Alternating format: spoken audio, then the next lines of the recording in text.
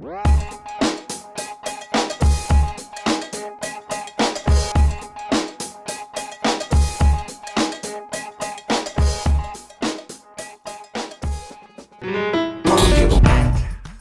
Orleans has always been a music city. Live music 7 nights a week, it's what we're known for.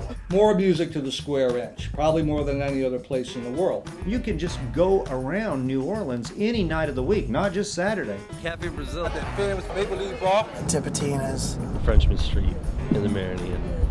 Right down the street from DBA. Just a way of life down here. It's sort of this melting pot of styles that have come from all over. Funk and groove. A lot of more jazz. Every brass band in the city. Bounce music. Second liners.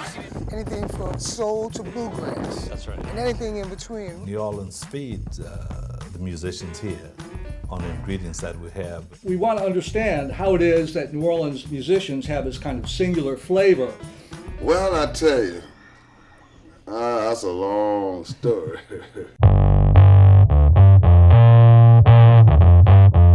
From the very beginning, New Orleans was peculiarly itself. You had everything related to the Gulf and the Caribbean. You know, you get that with New Orleans being a port town, as well as a very old town. Kunjine, that's coming down the river. The blues, that's coming down the river. All the work songs associated with the Mississippi River, they end up in New Orleans.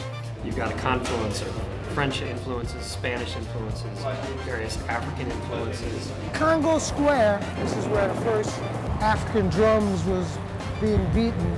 So all those bits of culture percolated here and resulted in a city unlike any other in North America.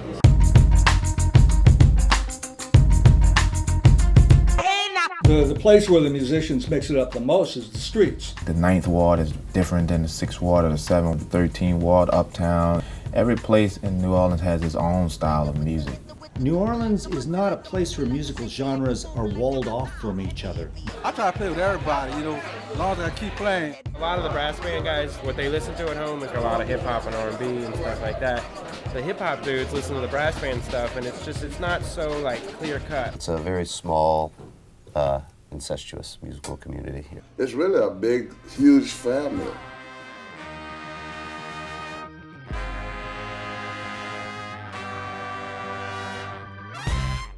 You don't know what I know, and you ain't been where I'm going. Well, what I like about New Orleans and about the music scene in New Orleans is the collaborative nature of it all. Such an amazing mix of people come through our studio. Alan Toussaint, John Boutte. Rebirth Brass Band. Big Chief Bo Dallas, Walter Wolfman Washington. Irma Thomas, the Big Frida.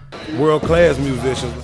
The artists that we've admired over the years or that inspired us or that we just thought were part of something interesting going on right now. On Yakime, all these great artists, they're being called to collaborate with Galactic's tracks, with Galactic's ideas.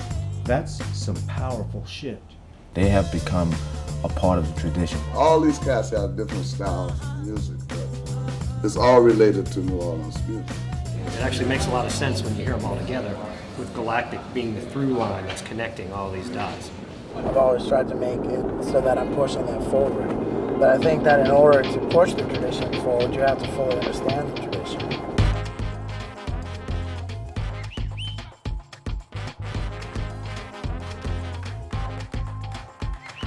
Yakime, to me, seems like the perfect synthesis of old and new. When I first took a little nibble at it, it was so intriguing, I had to get involved. None of the artists on Yakime, if left to their own devices, would do exactly this. They're pulling all of these singers outside their normal orbit. That's not just one side of New Orleans, it's all the New Orleans that we see. It's something you can only get in New Orleans. It doesn't exist anywhere else. Whatever New Orleans is going to be, I want to be a part of that. In the wee hours of the morning, we're still playing music. Their heart and soul, when they begin to perform, you hear that heart and soul of Galactic, and you hear all of that energy that we all have. Music is always about going someplace.